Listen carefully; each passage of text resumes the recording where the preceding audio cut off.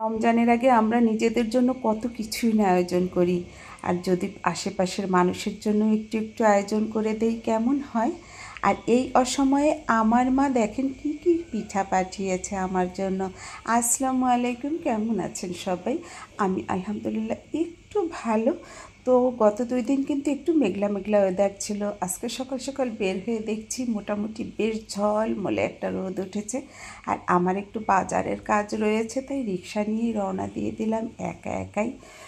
খুবই অল্প অল্প করে বাজার করে নিয়েছি, এত বেশি চাপ নেই নাই। উদ্দেশ্য যেটা সেটা হচ্ছে আমি আমার আশেপাশে কয়েকজনকে একটু গুছিয়ে বাজার দিতে চাই।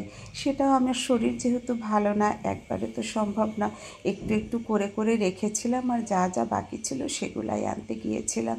কিছু ফ্রিজেও রেখে দিয়েছিলাম মাছ মাংস, আবার আজকেও কিছু আনলাম। ইফতারিতে সচরাচর আমাদের যেই ধরনের খাবার লাগে আর হচ্ছে মাছ মাংস।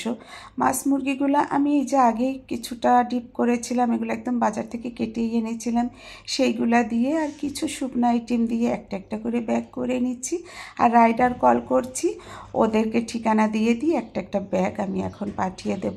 আল্লাহ আমার অনেক সামর্থ্য দেন নাই, তবে যতটুকু দিয়েছেন আলহামদুলিল্লাহ। আর আমি এর মধ্যেই চেষ্টা করি আমার কিছু দুঃসম্পর্কের আত্মীয়, আশেপাশের কিছু মানুষ, তাদের কাজ মানে একটু সহযোগিতা করবার। তো এতে আমি ভীষণ রকমের মানসিক শান্তি পাই। তো আর আমি আমার জন্য যা এনেছিলাম সেগুলোও রিফিল করে নিচ্ছি। বাকি মুরগি তো ফ্রিজে ছিল, আর আজকে এখানে 5টা মুরগি এনেছি।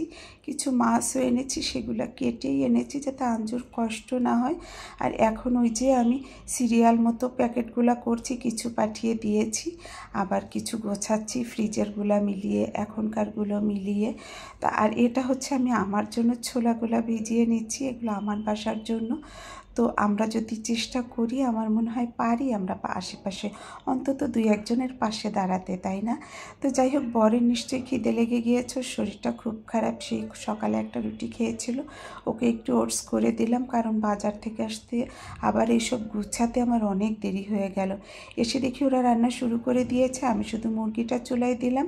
ওই যে মাছের পেটে বড় একটা চর্বি থাকে না, ওটা বেগুন দিয়ে রান্না আমার ভীষণ ভালো লাগে। এক চুলায় সেটা দিচ্ছি, আর এদিকে ডাউল আর মৃগেল মাছ হয়ে গিয়েছে, ভাতও হয়ে গিয়েছে, মুরগির মাংসটাও রান্না প্রায় শেষ। আমাকে আবার একটু বের হতে হবে দুপুরের পর। আর বের হয়েছিলাম, ঘরে এসে দেখি আমার মায়ের হাতের ফ্লেভার পাচ্ছি। ডাইনিংয়ে পিঠা, আমি কনফার্ম আব্বু এসেছে, এরকম একটা আওয়াজ পাচ্ছিলাম যে আব্বুর আজ আসার কথা। চিতই পিঠা, কুলসি পিঠা, আর আব্বু মনে হয় বাকিগুলো নিয়ে ছোটো বোনের বাসায় গিয়েছে উত্তরাতে। এটা তেঁতুল, মা আমাকে বলেছিল তোমার জন্য তেঁতুল কিনে রেখেছি, তুমি আর কিনো না, তেঁতুলটাও আমার লাগে খুব।